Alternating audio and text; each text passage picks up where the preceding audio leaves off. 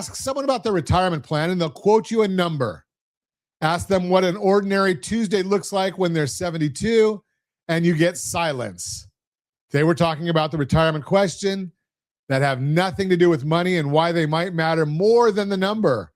I am Ron Siegel, certified liability advisor, helping families build wealth through strategic debt management. There are 4 questions here, and none of them show up on a bank statement.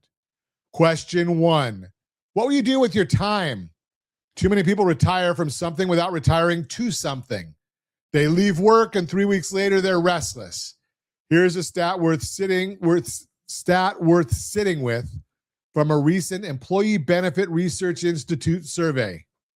73% of workers expect to work for pay in retirement. Only 25% of retirees actually do. That is a huge gap between the plan and the reality. 73% expect to work. Only 25% actually do. Maybe health changes. Maybe the job market changes. Maybe you change. If your retirement plan depends on a paycheck that may never come, that is not a plan, that is hope. Question 2, where will you live? Happiness in retirement has a zip code. Being near family and friends, keeping old friendships, meeting new people with similar interests, that is worth more than most upgrades.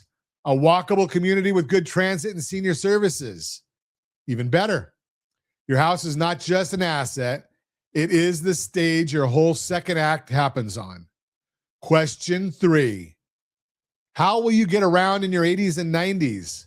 The actuaries at Social Security project that a man turning 67 today lives to about 84.8 on average, and women to about 87.2.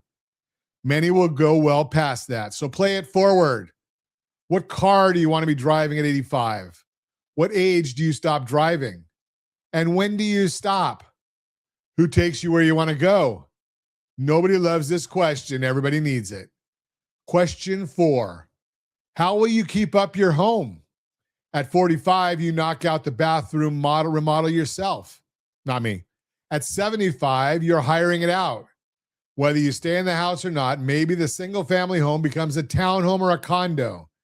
Either way, repairs, gardening, and upkeep become line items you should expect and plan to fund.